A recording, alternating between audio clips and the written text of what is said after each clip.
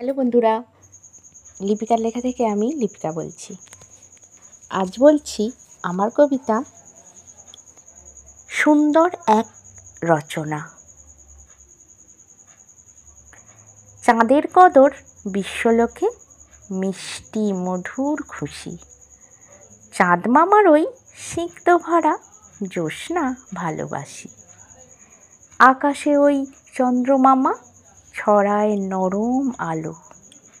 মাটির পরে ভালোবাসার চাঁদের হাসি ভালো।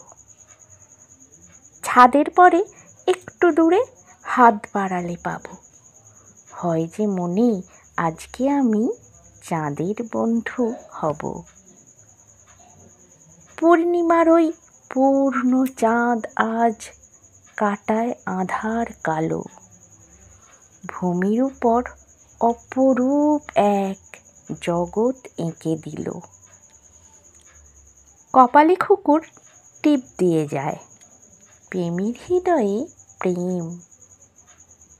আশার আলো হৃদয় ভরায়, স্বপ্নে আবেগে প্রেম।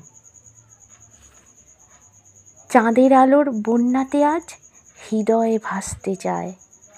সবার ঘরে চাঁদের উঁকি মন যে পেতে চায়।